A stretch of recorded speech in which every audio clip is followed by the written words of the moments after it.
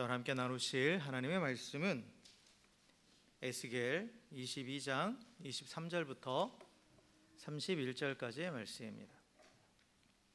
구약성경 에스겔 22장 23절부터 31절까지 말씀. 우리 한 절씩 교독합니다.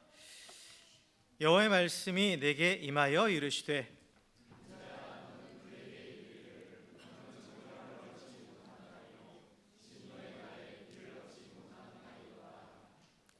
그 가운데에서 선지자들의 반역함이 우는 사자가 음식물을 움킴 같았도다. 그들이 사람의 영혼을 삼켰으며 재산과 보물을 탈취하며 과부를 그 가운데 많게 하였으며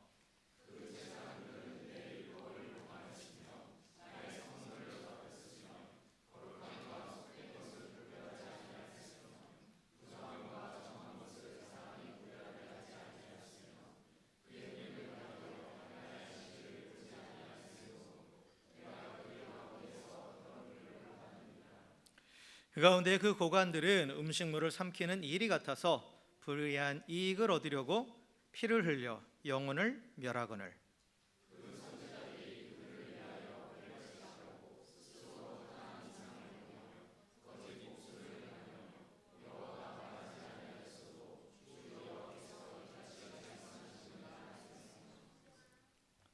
이 땅 백성은 포악하고 강탈을 일삼고 가난하고 궁핍한 자를 압제하고 나그네를 부당하게 학대하였으므로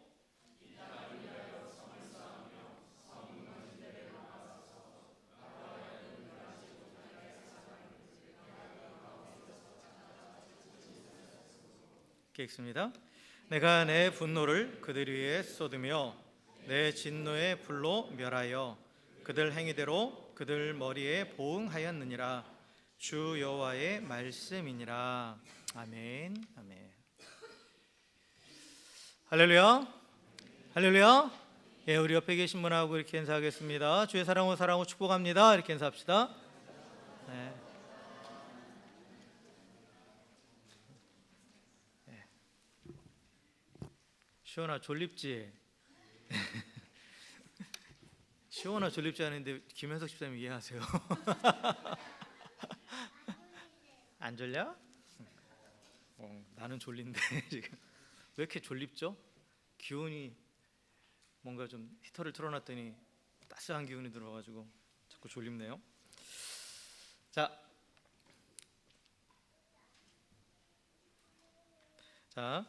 우리가 오늘 읽은 이 에스겔 말씀은 하나님께서 남유다를 향해서 하시는 그 심판의 경고고 메시지죠.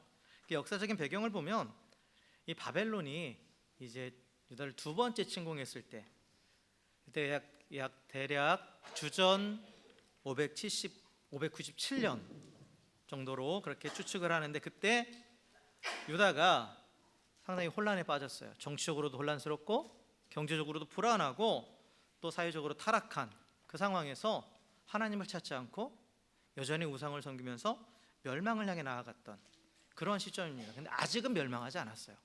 아직은 멸망하지 않았는데, 그런데 오늘 이 선지자의 예언을 통해서 보면 하나님께서 지금 이 상태로 이 남유다가 지속되면 멸망은 이미 예비되어 있다라는 것을 그렇게 선포하고 계시죠. 그러면서 이들의 죄악이 어떠한 죄악이었는가 구체적으로 다 하나하나 하나님께서 짚으시면서, 그러하기 때문에 반드시 하나님께서 그에 대해서 심판하신다라고 지금 선포하고 있습니다. 그래서 우리가 읽진 않았지만 이 앞부분에 보면 17절부터 22절에 보면 하나님께서 지금 이스라엘 백성이 타락한 이 상태에 대해서 뭐라고 표현하시냐면 찌꺼기와 같다라고 표현하세요. 찌꺼기. 그러니까 원래 하나님께서 이스라엘 백성을 부르실 때 보면 신명기에서 이스라엘 백성을 뭐라고 부르시냐면 너희는 나의 소유다라고 부르셨어요. 근데 여기서 소유라는 말이 가지고 있는 이 원어적인 의미, 세굴라가 가지고 있는 의미가 뭐라고 그랬죠? 보배라는 뜻이라고 그랬어요. 보배로운. 그래서 너희는 나에게 가장 보배로운 존재다 라고 그렇게 말씀을 하셨는데, 지금은 뭐라고 말씀하십니까? 찌꺼기와 같다.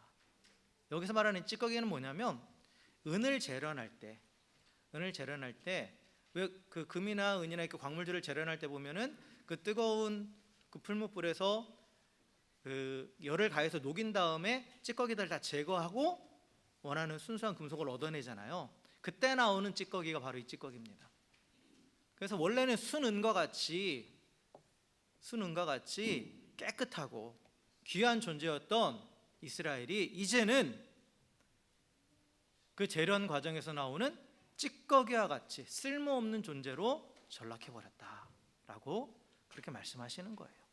그런데 이 찌꺼기의 종류를 보면 22장 17절에서 18절 여기에 보면은 놋, 주석, 쇠, 납 이렇게 나오죠. 이게 이 금속이 가지고 있는 특징이 있어요. 그래서 이 놋은 강함을 상징하는데 이 놋은 뭘 의미하냐면 교만함과 뻔뻔함을 의미합니다. 그리고 주석이라는 것은 번쩍거리는 거예요. 겉으로는 되게 좀 번쩍거리면서 화려해 보입니다. 이건 뭐냐? 위선과 외식적인 상태를 나타내는 거고, 쇠는 뭐를 만듭니까? 단단하기 때문에 무기를 만들죠. 그렇죠? 이거는 폭력과 또 그러한 악행들을 상징합니다. 그리고 납은 쉽게 흐물흐물하면서 쉽게 변하잖아요. 모양이 쉽게 바뀌죠. 이건 뭐냐면 변덕스러운 마음을 의미해요.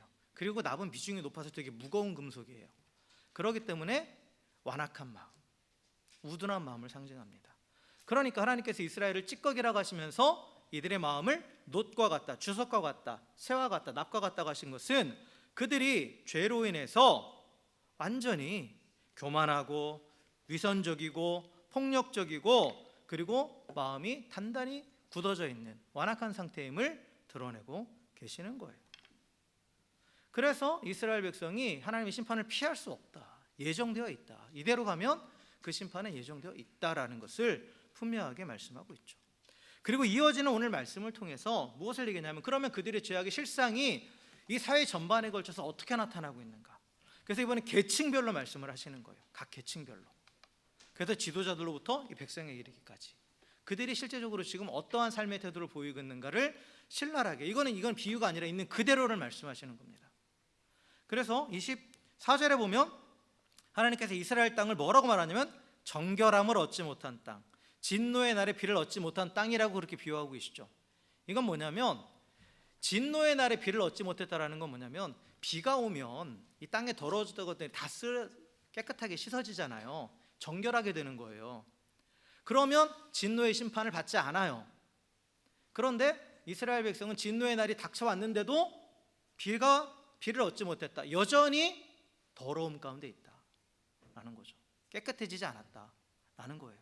그러면서 그들의 구체적인 실태를 말씀하시는데 25절에 보면 선지자들은 하면서 나오죠. 그 가운데 선지자들의 반역함에 대해서 나오는데, 사실 이건 좀 해석이 조금 잘못된 거예요. 선지자가 아니라, 여러분 영어 성경들 보시면 프린스라고 나왔을 거예요. 프린스. 옛날 성경 보면 방백들, 이건 뭐냐면 왕족을 의미합니다. 왕족, 로얄 패밀리예요. 그래서 이 로얄 패밀리, 왕족들이 하는 역할은 뭡니까? 그들은 법과 질서를 통해서 백성을 다스리면서 그들의 안위를 보장해야 되는 그런 책임 있는 권력가들이죠. 그들에게 그들에게 권세를 준 목적은 뭐예요? 그걸 가지고 백성들을 잘 다스리라는 거예요. 그런데 그들이 어떻게 했다고요? 으르렁거리는 사자가 먹이를 찢는 것 같이 백성들을 압제했다라는 거죠. 법과 질서를 무시하고 오직 사리사욕을 위해서 권력을 휘두르면서 사람들의 생명을 삼키고 재산과 보물을 탈취해서, 그래서 과부가 많아지게 했다라는 게 뭐예요? 피를 많이 흘렸다라는 거예요. 피를 많이 흘렸다라는 거죠. 뭘 위해서? 자기의 이익을 위해서. 하나님이 주신 권세를 가지고 그 하나님의 뜻대로 잘 다스리면서 백성들을 돌봐야 되는데, 그것을 자기의 불이한 이익을 위해서 휘두르면서 수많은 피를 흘렸다라고 그렇게 말씀하고 있습니다. 그리고 이제 26절에 보면 또 제사장들은 어땠느냐. 제사장들은 어땠냐면, 원래 제사장의 역할은 뭡니까?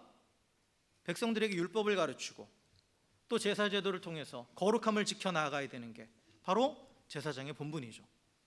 그래서 하나님과 백성들 앞에서 하나님이 어떤 분이신지를 드러내는 자예요. 그런데 이 제사장들이 어떻게 했느냐? 율법을 어겼다라는 거예요. 그리고 하나님께만 드려지는 이 거룩한 성물들을 더럽혔다라는 겁니다.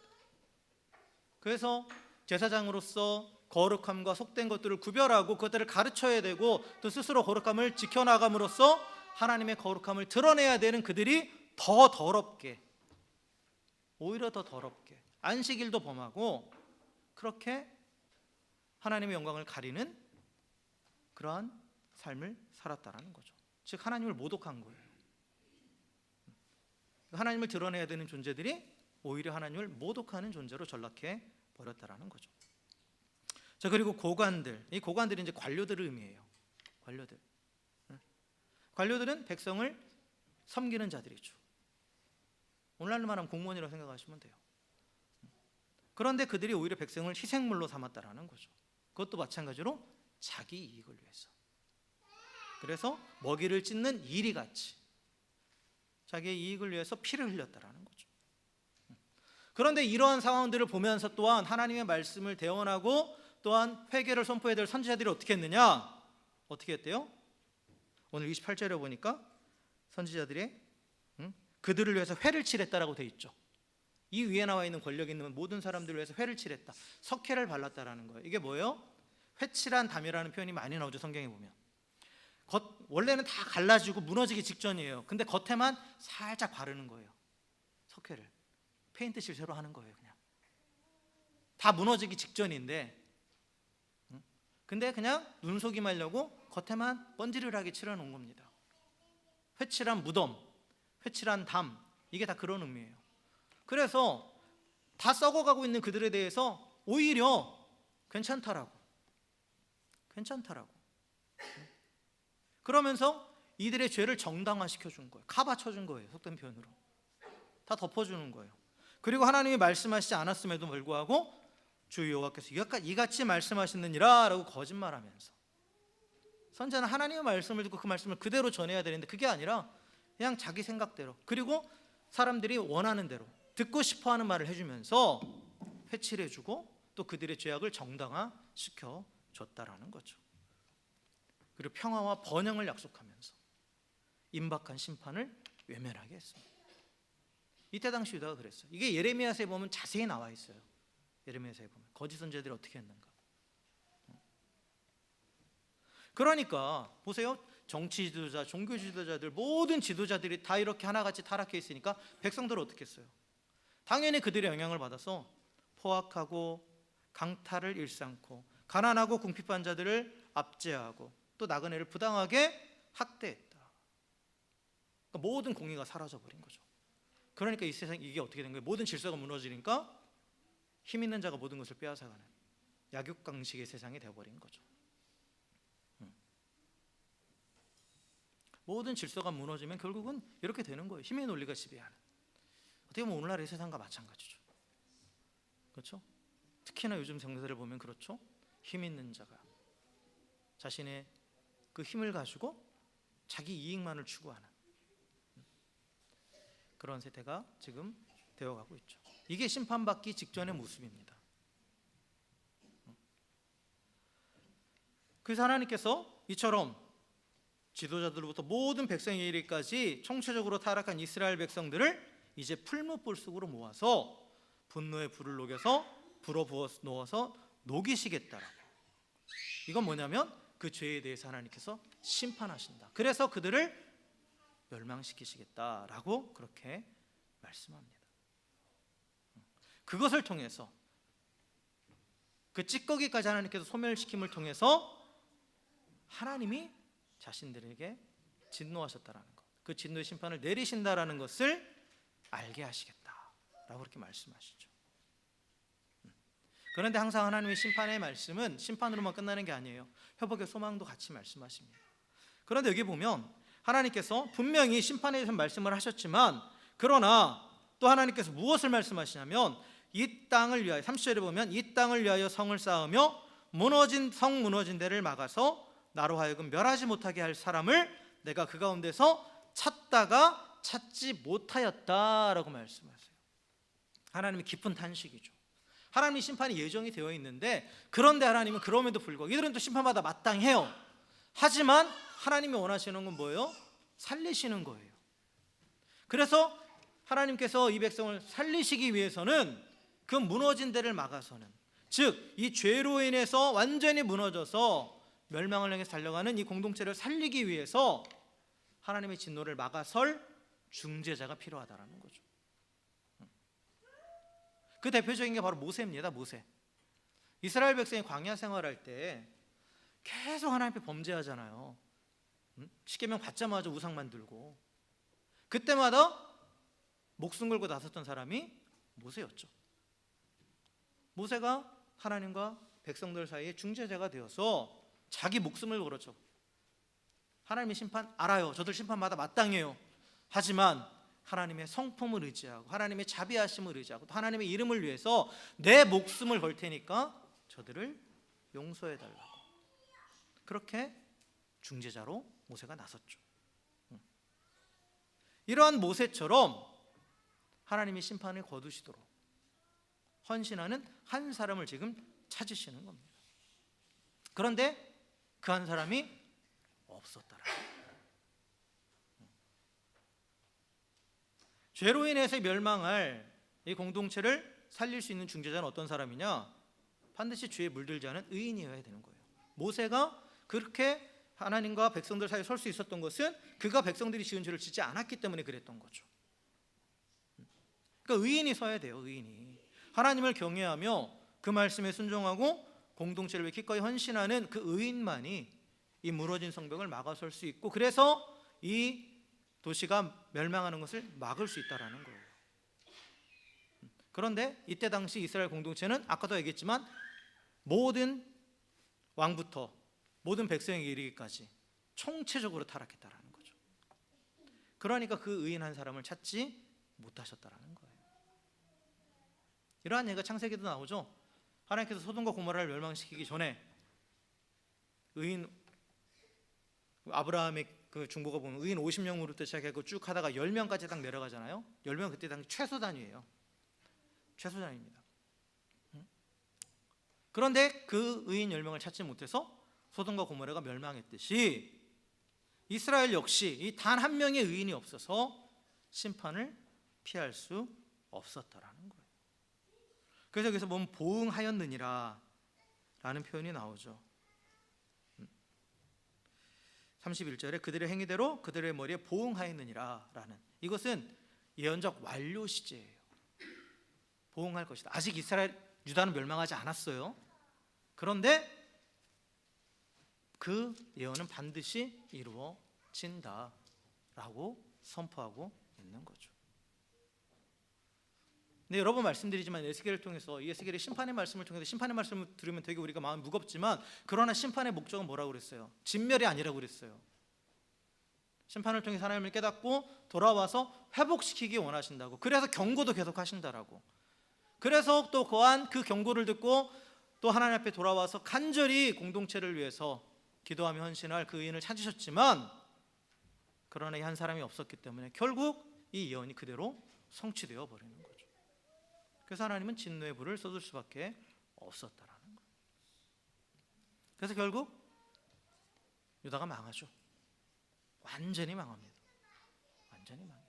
그 직전까지도 하나님께서 계속해서 살 길을 주시는데도 그들은 그걸 거부하고 자기 고집대로 하다가, 즉 심판 중에도 살아날 길을 계속 주시는데도 그것마저도 거부해서 완전히 멸망합니다. 완전히.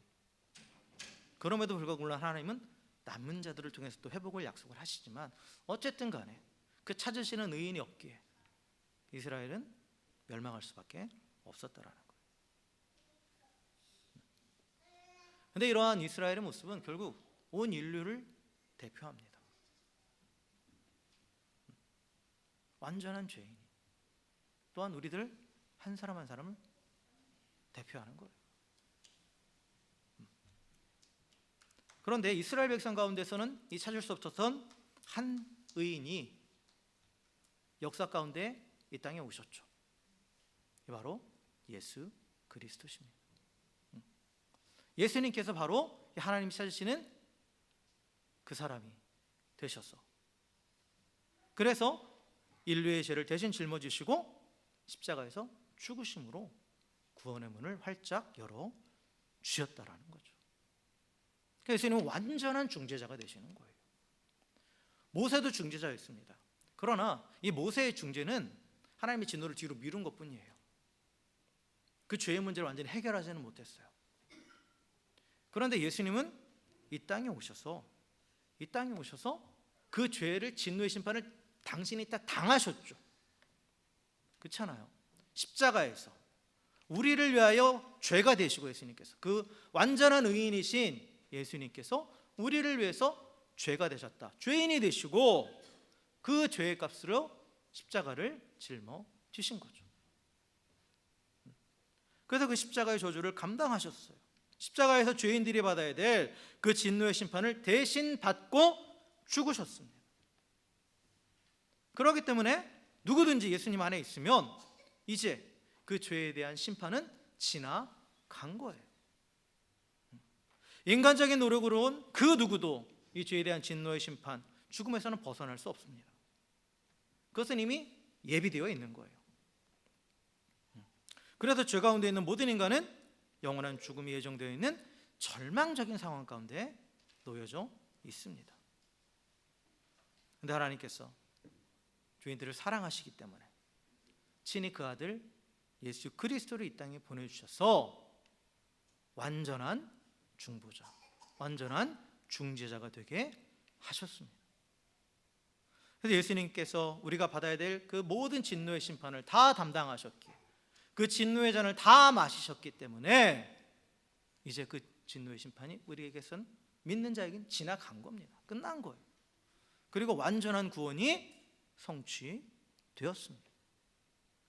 그래서 하나님의 아들이신 예수님은 바로 이 성벽을 막아서는 그 하나님이 찾으신 그 한 사람, 완전한 중재자 되십니다.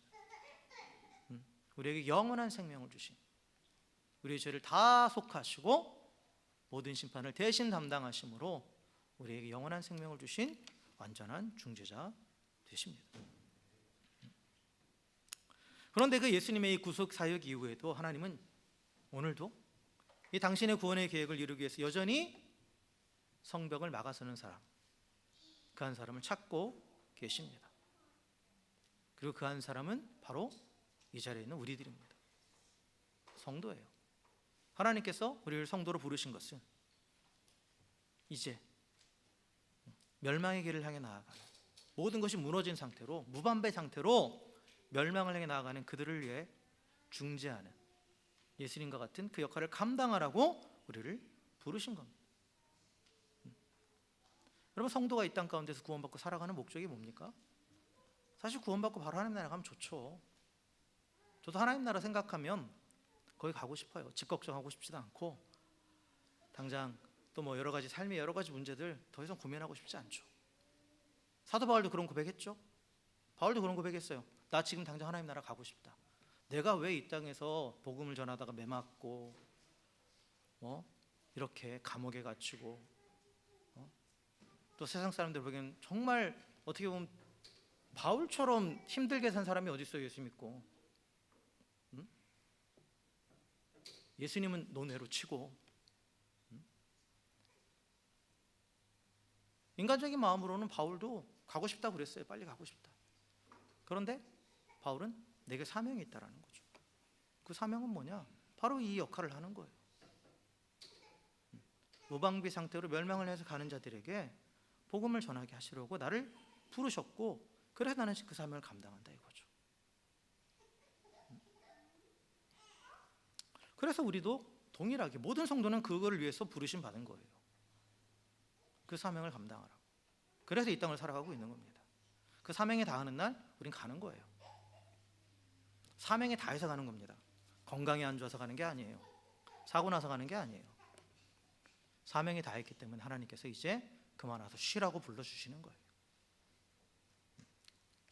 자, 그런데 우리가 직접적으로 예수님과 같은 역할은 못해요. 그렇죠. 예수님은 직접적으로 우리의 모든 죄를 다 짊어지시고 죽으셨어요. 그래서 완전한 중재자가 되셨습니다. 그러나 우리가 다른 사람을 위해서 죄를 짊어질 수는 없습니다. 그럼 우리는 어떤 역할을 하는 거냐? 우리가 중재자가 된다는 건 뭐냐? 완전한 중재자가 되신 그 예수님을 소개하는 자예요.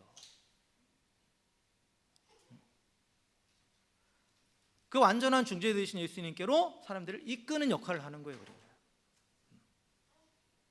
그래서 예수님이 하신 것과는 좀 다르죠, 성격이. 그러니까 내가 이 사람을 구원하는 게 아니에요. 여러분 착각하지 마세요. 하나님이 하시는 거고 예수님이 하시는 거예요. 우리의 역할은 그분을 소개하는 겁니다. 전해주는 거예요. 그래서 우리는 예수님을 이 땅 가운데에 전하는 사명을 가진 자들입니다. 그럼 그 사명을 우리가 어떻게 감당하느냐? 라고 해서 예수님께서 제자들을 향해서 선포하시게 있죠. 뭐라고 했습니까? 너희는 세상의 빛이다 라고 말씀하셨어요. 빛이다. 빛이 될 것이다가 아니라 빛이다예요. 모든 그리스도인 성도는 제자입니다. 그렇기 때문에 이 말씀은 동일하게 우리에게 주신 말씀이에요. 그런데 빛이라는 것은 비춘다라는 거예요. 세상을 비춘다. 그리고 비춘다라는 건 뭐예요? 드러낸다라는 겁니다. 세상의 빛, 세상을 위한 빛이다. 세상을 위해서 뭐를 드러낸다? 예수님을 드러내는 자다라는 거예요. 그래서 예수님을 세상에 드러냄으로써 하나님이 찾으시는 사람, 이 무너진 성벽을 막아서는 중재자가 되는데, 그럼 어떻게 예수님을 드러내느냐라고 했을 때 우리가 산상수훈의 말씀을 통해서 봤죠. 마태복음 5장 16절에 보면 이같이 너희 빛을 사람 앞에 비치게 하여 저희로 너희 착한 행실을 보고 라고 말했어요. 너희의 착한 행실을 보고 그리스도의 빛을 비추라는 거예요. 착한 행실은 뭡니까? 도덕적으로 착한 것만을 말하는 게 아니죠. 성경이 말하는 착하다, 선하다는 하나님의 뜻을 따르는 거예요. 즉 하나님의 말씀에 순종하는 그 성도의 삶을 통해서 하나님의 뜻을 깨닫고 또 그 뜻대로 순종할 수 있도록 근원적인 힘을 주시는 그 예수님, 그 삶의 이유 되시는 예수님이 드러난다라는 겁니다. 내 이웃을 내 몸과 같이 사랑하고 섬기라는 말씀, 원수까지도 자비를 베풀라 하시는 그 말씀에 순종하는 이 거룩한 삶을 통해서 예수님이, 참 빛이신 예수님이 세상에 드러나는 거예요. 그래서 어떤 사람이 이 중재자이신 예수님을 만나기 위해서는 반드시 거쳐야 될 한 단계가 있다고 그랬죠. 그분을 드러내는 그리스도인을 만나야 돼요. 그래서 사랑을 따라 행하는 이 성도의 거룩한 삶을 통해서 예수님이 드러날 때 그 빛을 보고 죄와 사망의 어둠 가운데 있던 사람들이 그 영원한 생명의 빛 가운데 나오게 되는 것입니다. 이게 바로 그리스도인으로서, 성도로서 이 땅을 살아가는 우리 모두에게 동일하게 주어진 사명이에요. 이거는 누구도 나하고는 상관없다라고 말할 수 없는, 그 삶의 자리와 모양은 다 달라요. 어떠한 모습으로든 간에. 그러나 이 말씀에 순종하는 삶을 통해서 우리는 세상에 예수님을 드러내는 빛으로 살아가는 겁니다. 자, 말씀을 정리하겠습니다. 오늘 에스겔 말씀은 이스라엘의 총체적인 죄악에 대한 하나님의 준엄한 심판을 선포합니다. 그러나 그 심판 가운데서도 한 사람을 찾으시는 그 하나님의 긍휼과 회복에 대한 소망을 우리는 발견할 수 있습니다. 에스겔 시대에는 하나님께서 찾으셨던 한 사람이 없었기 때문에 이스라엘은 멸망했지만, 그러나 궁극적으로 하나님의 아들이신 예수님께서 이 땅에 오셔서 그 역할을 온전히 성취하심으로써 온 인류를 위한 구원의 길이 열렸습니다. 그리고 이제 하나님께서는 그 구원을 길을 걷고 있는 우리에게 완전한 중재자이며 대속자이신 예수 그리스도를 전하는 또 다른 하나님이 찾으시는 그 사람이 되라고 부르고 계십니다. 사랑하는 성도 여러분, 하나님이 찾으시는 그 사람이 바로 이 자리에 있는 저 여러분, 우리들 그 모두가 되는 줄 믿습니다. 그래서 우리가 이 땅에 살아가는 목적은 뭐냐? 그 사람으로 살아가는 거예요. 하나님 찾으시는 사람으로.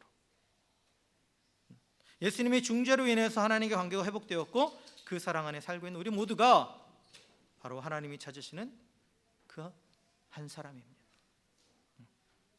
사랑하는 성도 여러분, 우리가 살고 있는 이 세상은 나날이 악해져 가고 있고, 오늘 본 이 에스겔서에 나왔던 이스라엘의 모습처럼 결국 진노의 심판이 임할 수밖에 없는, 그러한 상태입니다. 그러하기에 이 무너진 성벽을 막아서는 한 사람이 필요합니다. 하나님이 찾으시는 사람, 그 또 다른 중재가 바로 우리들입니다. 삶의 모든 순간과 모든 자리에서 사랑하고 섬김으로써 그 사랑의 근원이시고 완전한 중재 되시는 예수님을 드러내는 빛이 되시기를 주의 이름으로 간절히 축원합니다. 또한 이 땅을 살아가는 동안 하나님이 찾으시는 사람, 이 공동체의 무너진 것을 막아 세우는 중재자의 삶을 감당하는 우리 모두가 되길 주의 이름으로 간절히 축원합니다. 그래서 내가 속한 가정, 교회, 모든 공동체가 나로 인해서 예수님을 보고 또 예수님의 능력 안에서 회복되는 역사를 경험하면서 또한 장차 하나님 나라에 들어가 또 많은 사람들을 주께 이끈 자에게 주신다고 약속하신 그 영광, 해와 같이 빛나는 그 영원한 영광을 누리는 우리 모두가 되기를 주님의 이름으로 간절히 축원합니다. 함께 기도하겠습니다.